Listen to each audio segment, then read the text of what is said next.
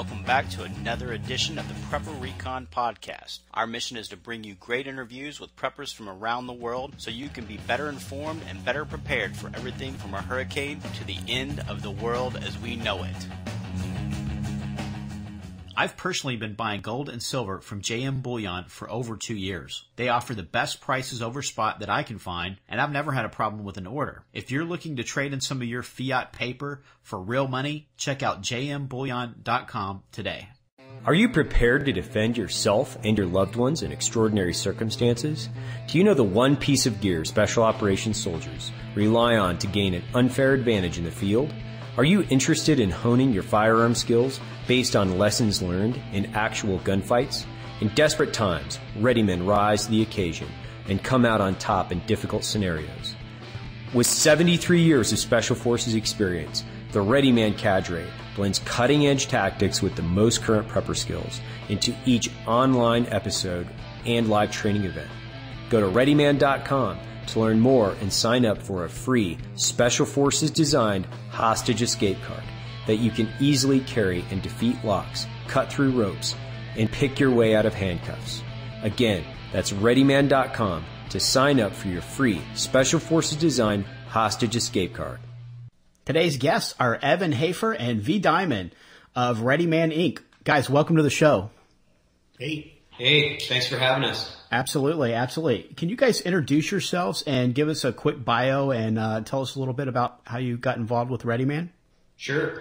So my name's Evan Hafer. I got involved with Ready Man approximately 6 months ago, I guess now. Prior to that, I'm a Green Beret, still current and serving Green Beret. I was in active duty for a while, and then I transitioned into the reserves. So I've got 20 years of military service combined. I've got 15 years of being a Green Beret, multiple combat deployments, and then I transitioned over to government service around '06. I spent approximately 5 years roughly on the ground in Iraq, working a combination of things out overseas in Iraq. And then I went to Afghanistan in '09 for a couple years, worked in Afghanistan for a couple years. And through that, I'd actually started another business. I was working with, and I'm part owner with Idaho River Adventures. So I was guiding fly fishing trips and extreme mountain trips out in the middle of the Frank Church Wilderness area in Idaho. So I'm kind of part survivalist, part special operations guy. So when Ready Man looked me up, and I'd finished my last couple of years writing doctrine for the U.S. State Department for low visibility operations in high threat environments, and my business partner and I started a company called Twist Rate, and we were writing doctrine and publishing some training videos when Ready Man looked us up. And it was a perfect fit for me. Like I said, I'm part survivalist, part special operations guy. And Ready Man just seemed like a really good transition for us. We finished writing the 14th edition of the Combat Leaders Guide about 6 months ago, and Ready Man came knocking. So we jumped on board. So me and another guy, Jeff Kirkham. Sounds like a very exciting life, and thank you very much for your service to our country. We sure do appreciate that. Now, V, what about you? How'd you get involved? Well, my name's V Diamond, and I started. I met a former SEAL as well, who was already on Ready Man, Chad Wade, and his best friend was his chief was one of my best friends in the SEAL teams, and so myself, I was in the Navy 12 years. 3 as a emergency room corpsman, a medic, and then the last 9 I was a SEAL. I got out, same as Evan, right around '06. I started working for the U.S. government on the contract side, and that's how we met. We've known each other for probably about the last 8 years. And did that and got out, transitioned, and I was opened up a couple gyms in Utah, and then I met Chad, and he told me about the program with Ready Man, and thought it was really interesting, and I thought I can bring some stuff to the table for them, and so I jumped on board. So working like the training aspect of things. And yeah, no, I've been with Ready Man for probably about 6 months as well, working on the training side of the thing. Very cool. And thank you also for your service. Now, can you guys just give us a little brief synopsis of what Ready Man Inc. is all about? Yeah, Ready Man Inc. is an online community for special operations guys, so former SEALs, Green Berets, and regular guys, so survivalists, preppers, hunters, fishermen. It's where basically we meet and we learn from each other. So, you know, there are a lot of guys in the prepper world that have a lot of really, really good knowledge that we can learn from. And we think that we have a lot of knowledge from working in, you know, post-apocalyptic environments for the last part of the decade that we can offer them. So Ready Man is a community where regular guys, preppers and survivalists, and special operations guys, we meet together and learn from each other. Yeah, there's a really high percentage of guys that come back from the desert that are a little bit more turned on to the need to prepare, because you guys have kind of seen what it looks like when society falls apart, haven't you? Oh, most definitely. Yeah, I mean, if you want to see a collapse of a society, I mean, being over there is a very, it'll get you in tune with what things look like. And then when you come home, it's not like you just changed immediately, but I mean, you tend to see things a little bit differently, and you tend to want to be more prepared. Now, with those sort of new set of eyes that you guys come back with, what would be your biggest perceived threat to our way of life in America? You know, I don't necessarily see and this is my perspective, I don't see one specific threat. I think there are a myriad of threats that people have to be prepared for. A perfect example of that is I actually lived in Boulder, Colorado during the floods a couple of years ago, the massive amounts of flood. It was actually a geological event. And my wife was 7 months pregnant. She was trapped up in a canyon in Colorado for 3 days.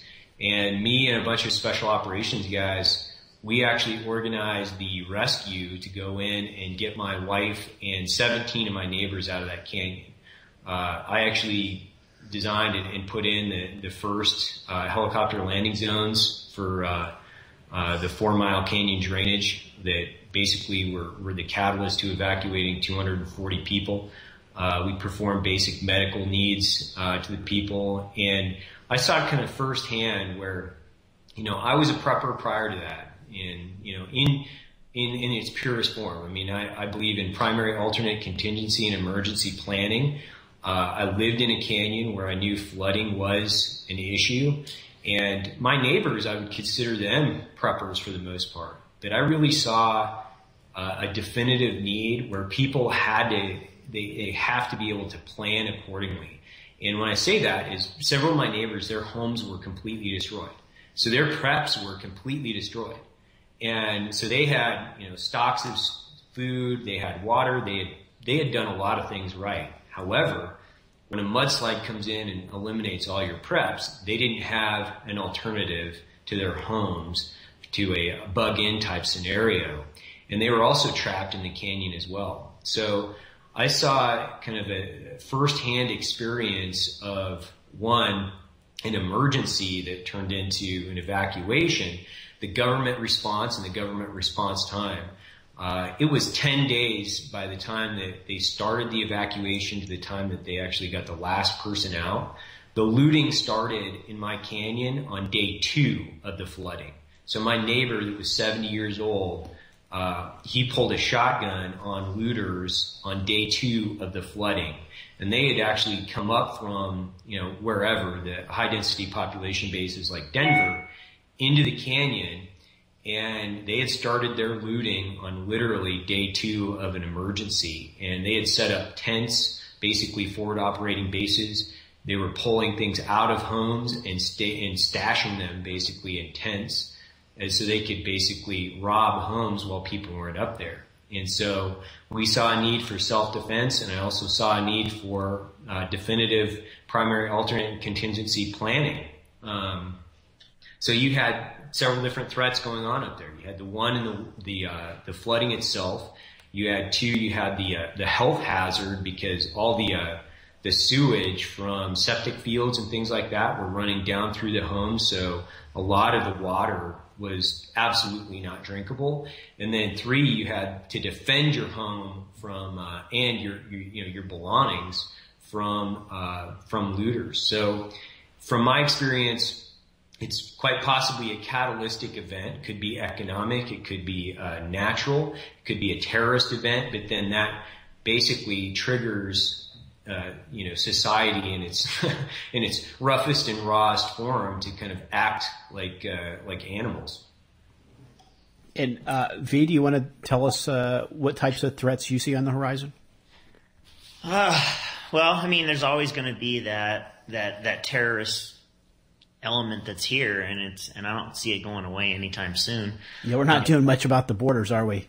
Nah, borders are open. I mean, you got Texas is wide open as well. It wouldn't take much. You're talking, these people can just pay a cartel to escort them across, or they come across on their own, whether that's across the Rio, across Falcon Lake. There's so many ways that they can come across. So that's always going to be there as well. And they're already here. I mean, there's homegrown as well, and there's plenty of them. So, just being super vigilant in everything you do is the best way to, you don't have to be scared of anything, but you should always be, looking up current events and preparing off of some of those things, and definitely just preparing your family in general. And that's, natural disasters is just as big. There's plenty of them as well. I mean, there's a huge landslide in West Virginia where the whole town's almost gone, right by the runway of the West Virginia airport. So those are always going to be there, and you can't just, like Evan said, prepare by prepping the inside of your home. You might want to prepare some things, whether it's in your office or your workspace or at another family's home, something, because if it goes away, you got nothing. Evan, in that flood, was that something that you would have expected prior to the event, for the veneer of civility to be so thin and for people to break down and start looting like that? Or did maybe even you kind of assume that people would have behaved a little better in such a situation? Yeah, absolutely. There are a couple of different surprises there. One, I didn't believe my community would pull together the way that it did. But that was a big surprise. My neighbors helped out my wife. They helped out each other. They invited people into their homes. They opened up their food cabinets when they had those things available. They really came together as a community. That was a big surprise to me, believe it or not. And then the second surprise was exactly that is such a thin surface where we rely on kind of what we feel is a very stable infrastructure. And taking that away, and when things get basically pulled down into anarchy, the bottom feeders come up to exploit. And that's exactly what happened in my canyon. I can't even tell you how many times I asked, hey, what are you doing in this canyon? Because I spent the majority of that month after the flood up in that canyon helping my neighbors rebuild or move mud or open their homes back up. And there were people that were obviously not from my neighborhood in and around that. And it's not a neighborhood. It was a very mountainous living situation. But there were people that were obviously not from there, and they were taking complete advantage. And not only stealing from people, but they were taking advantage of the fact that people were weak and they didn't have other alternatives. So there were people up there basically creating false businesses for like mud removal and things like that really had no means in order to move it, taking deposits and just leaving with cash, little things like that, where exploitation was a big issue, and it still is. And I guess it's events like this. I mean, prior to them, everybody sort of looks sort of homogenized. We're all basically, sort of the same height. We all have 2 legs and 2 arms and all of that, except, of course, some of your brothers in arms that have gave almost everything and maybe not come home with all their limbs. But right. But for the most part, we all pretty much look alike. But these types of events sort of reveal who we really are underneath and who we are inside. We kind of afterwards in the aftermath, we sort of see the wolves, the sheep, and the sheepdogs. Would you say? Absolutely. And Ready Man, that's kind of what our ethos in Ready Man is really about becoming a better community. So with the internet, this gives us the ability to kind of reach out to one another, communicate, prepare with one another, and then learn from each other through this the online community. And this is really, I think part of what I brought to it was this tangible reality of, the boulder flooding, and then being able to say, this is what I saw in that event. And really, we were already headed in that direction. My special operations brothers, we came together in this event, and we helped one another out. And I relied on that veteran network very heavily. And then I relied on the community of dependable men, basically, in this scenario. And when they offered, me a place at Ready Man, I was just ready to jump on it, because I saw it firsthand how powerful that can be. And, even though a guy might be an architect and he hadn't served in the military, but, he was an incredible, organic gardener and a canner, and he has construction expertise. He brought things to the table that I haven't invested the time and energy in the last 10 years. So those skills, that information really needs to be cross-pollinated, and that's where Ready Man fits in. We're going to take a quick break, and we'll be right back. Cady Armor offers affordable body armor, including level 3 trauma plates made of AR-500 steel. They can endure multiple rounds from pistols and rifles up to 7.62 NATO. Their plates are available with Rhino Linings coatings to reduce SPA. Go to CadyArmor.com, that's CATI armor.com today. Prepping for the apocalypse can be expensive, but it doesn't have to be. The new book, Dirt Cheap Valuable Prepping by Cal Wilson, focuses on inexpensive ways to make the most out of your survival budget. Don't create your own financial crisis long before the collapse. Get your copy of Dirt Cheap Valuable Prepping for Kindle or in paperback at Amazon.com. And do you guys run into a lot of preppers that sort of have all of the gear and they've got the stockpile of weapons and the ammo, but they haven't really invested into the training? That goes both ways too. I mean, there's tactical guys that have, they stockpile and they don't know much about anything either. I mean, it really goes both ways. And the reality is, people in general should always be searching out information. They should always be searching to better themselves. But that goes both ways.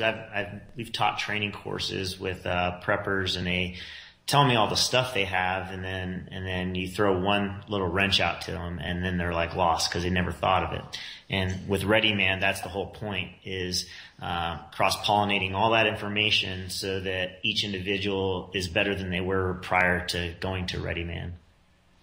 Yeah, because we all have sort of specialties and specialized training and things, and we'll think that that's what we're going to rely on, and then when the situation comes up, it's something completely different than what we anticipated. So it's great to have that balance and have that community that you guys are building to cross-pollinate, like you said. I think that's a great word for it. Now, can you tell us a little bit about what's involved in your land warfare course? Sure. So, land warfare, and actually we're in the process of relabeling that. And what we're relabeling that as is our home defense and tactics course. And so land warfare, because we are special operations guys, that original label basically was just the ability to teach preppers specifically how to react tactically to the post-apocalyptic scenario. So, how do I organize my neighbors in order to defend our property? in the case of, total collapse or a semi-collapse. And land warfare teaches a combination of things. We start with literally just the basics. And when I say basics, it's literally proper stance. So it's standing, kneeling, prone as far as being able to handle a weapon safely, and then move as an individual. Then we transition into how to move as a buddy team, and then also how to move as a team. We've branched that out to not only include the fact that they're moving or learning how to move as an individual and then as a team, but how to organize and defend your home against nefarious people, right? So we transitioned that, and we're relabeling that from land warfare into home defense and tactics. So how do you prepare yourself tactically through planning and then also through training? How do you train yourself and your neighbors to become more proficient tactically? Can I add something into that? Oh, please do. Yeah, so within the course, we're teaching the basics, like Evan said, in fundamental marksmanship, very basic. We work through patrolling as an individual, as a pair, as a team. We use AR type rifles that have lasers, IR lasers. So the realism is there with pistols as well. We teach how to flank if you are being, if these individuals are coming up on you. We teach you flanking maneuvers. Very basic skill sets. As well, we teach just basic where to be in your home if something were to happen in your home. So this is where the home defense piece comes into play. How to protect your home by knowing the avenues the ins and outs of your own home, and the best lanes for fire.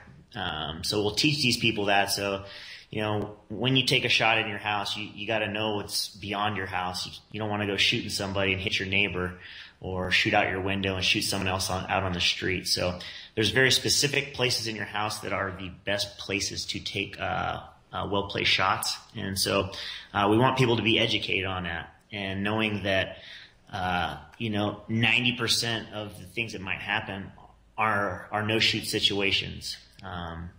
It's a very small percentage where the shots are gonna be blazing, and we want people to know that it's not just guns up all day long. But that's the majority of the course. There's plenty of other things, and then we do one-on-one instruction. So you get a one-on-one coaching instruction with some form of SF member, Green Beret, SEAL, where you get hands-on instruction where we break down your movements and help you out. So it's a lot of fun, not just for them, but for us as well. We don't want to turn it into like some high-speed tactical course that you could just pay just as much money and watch somebody shoot really fast. We want to turn it more into like a bro session where, there's no yelling or anything like that. We're just, it's a learning experience for everybody. Yeah, you guys got enough of the yelling when you're in the service, right? Yeah. People aren't going to pay for that. Some people do. No, what's the number one home defense mistake?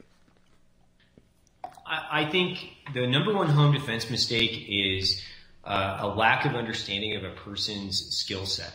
So a lot of people think, well, I own a gun and I go to the range a couple times a year, so I'll be able to defend my home and my family with no practice, no rehearsal, and no real plan.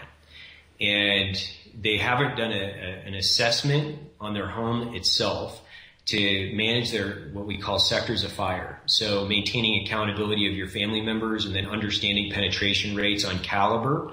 So they think, okay, well, I have this 357 Magnum, or I have my 30-06 and my 12 gauge shotgun. Those are all great tools when implemented with proper planning and training.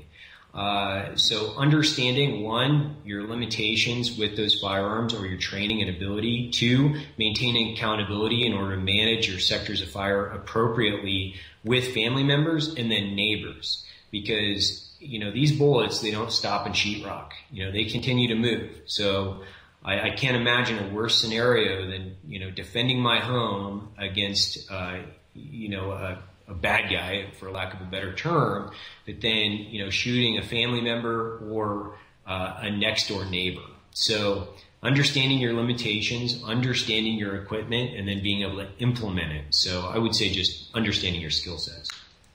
Are there some common defense or survival misconceptions that you guys consistently run into? Yeah, I definitely think there is, and it's the my dad is a good example of this. My dad's been shooting. He's been hunting his entire life. He's 67 years old now. He's a concealed carrier, so he carries a pistol most of the time. He rides his Harley. He's retired now. However, his proficiency with that firearm is very limited, and he overestimates his skill set. He's created a certain amount of training scars that are unrealistic to reality. So standing on a range in a static spot, shooting marksmanship is different than preparing for a self-preservation scenario with a firearm. So the common mistake that I run into this time and time again is an overestimate of an individual's skill set and proficiency with a firearm. Absolutely. For me, teaching courses and teaching the land warfare course and all the people that we've taught classes to, the biggest one I see is they immediately want to go to a shoot scenario, and like I said, 95 to 99% of the time, it's a no shoot scenario. And when you play, how you play it in training is how you're going to play it for real. So all those people that thought that they were really efficient, and then they realized that they were basically a show. They definitely overcommit to skills that they don't actually have. They just think they're safer because they have a gun.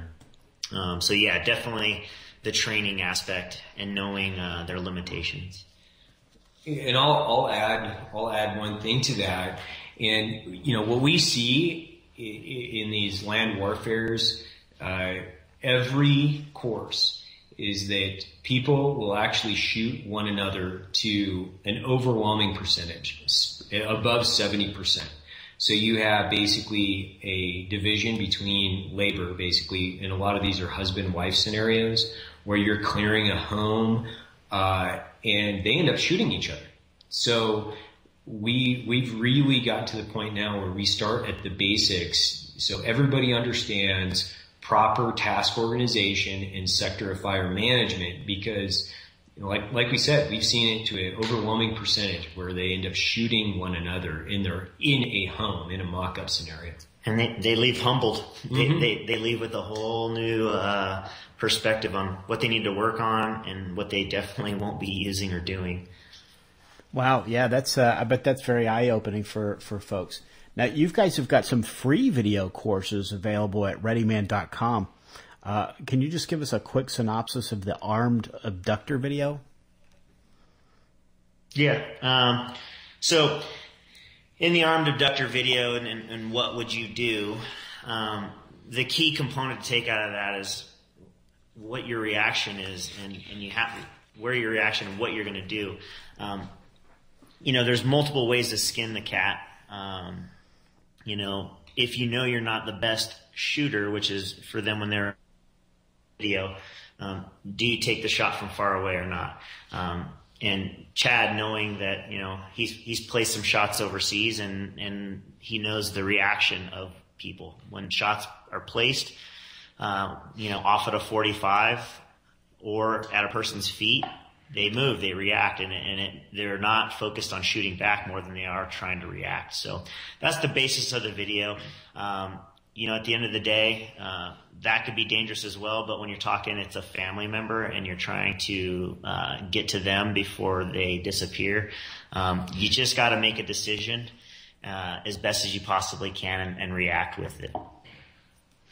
Yeah, absolutely. In the armed abductor video, a lot of this was to break paradigms, to get to people need to think about worst case scenarios. They need to think about these scenarios. And if you prepare for the worst and hope for the best, you've come a long way in the planning process. And, Chad would handle the situation differently than V, and V will handle it a little bit differently than me, and Jeff will handle it a little bit differently. And this is all based on individual skill sets. So a lot of these things are not cookie cutter answers. They're answers based on the individual and the skill sets that they bring to the table. So the armed abductor video, we really wanted to paint the picture of there are multiple ways to solve this problem. This is just one, and to force people to think about these things.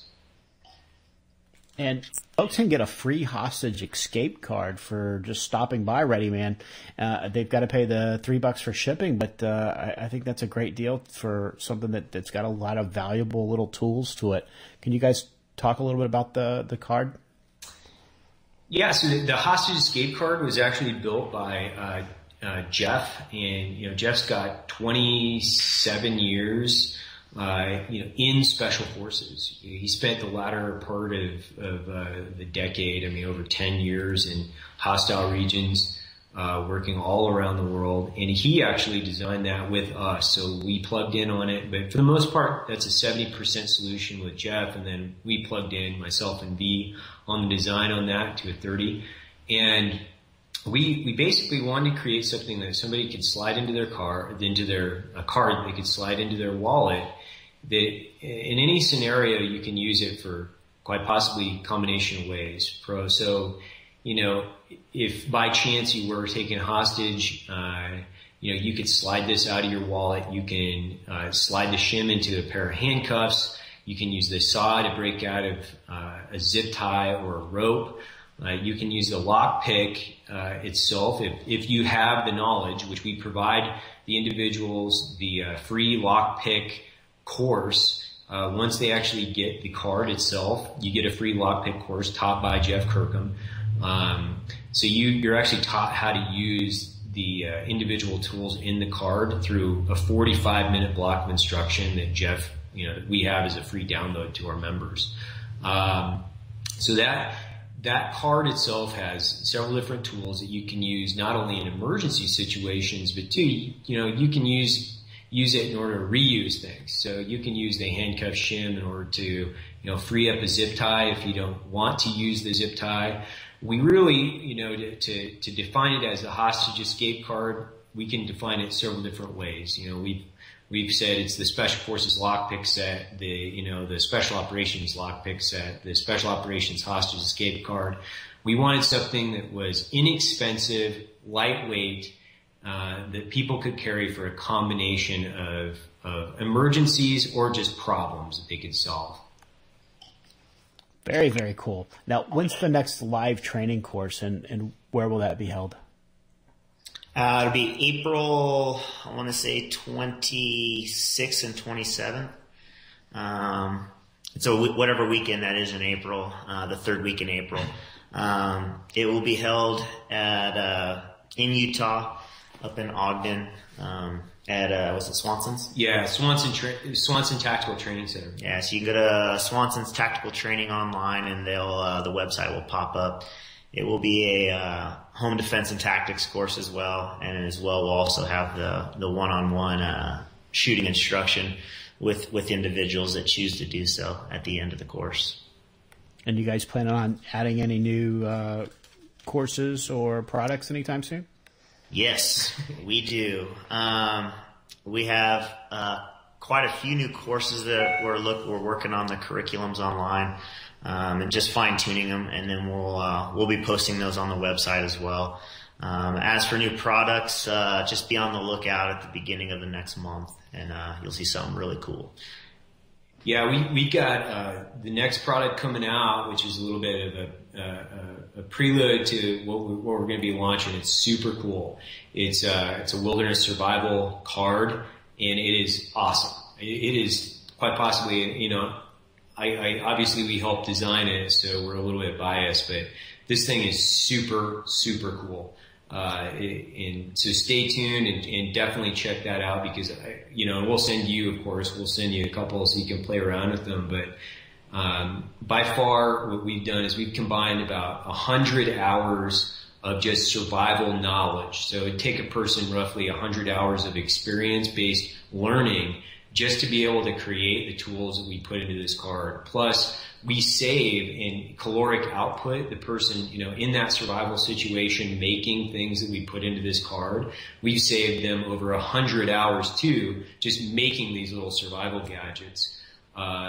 everything from, fishing hooks and saws and things like that people really need in survival situations.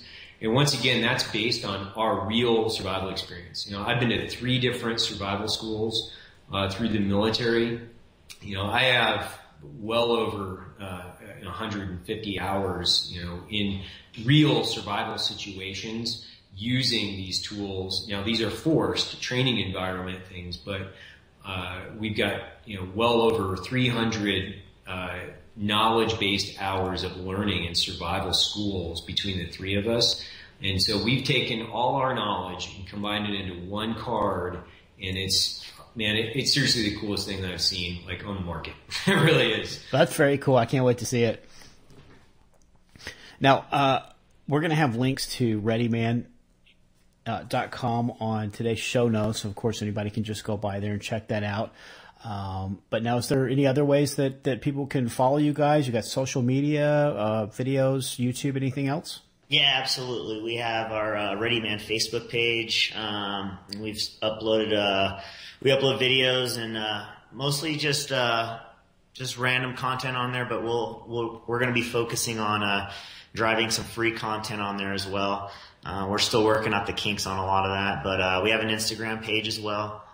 So we'll be uploading random photos throughout, just things that everybody on my cadre are doing. So yeah, we got both of those. Instagram is Ready Man Inc. And you can look us up on Facebook at facebook.com/ReadyMan. Well, Evan, V, thank you guys so much for your service to our country, first and foremost. And thank you for your sponsorship of Prepper Recon Podcast. And thanks for your time today to give us some great information. Thank you. Yeah, thanks for having us. Yeah, definitely. In the Days of Noah, Book 2, Persecution by best-selling author Mark Goodwin. A globalist conspiracy transpires by way of a false flag attack against America's energy infrastructure. Noah and Cassandra Parker witness a complete economic meltdown, which is intentionally triggered by the event. The assault is blamed on patriots and Christians who are rounded up into detention centers across the country.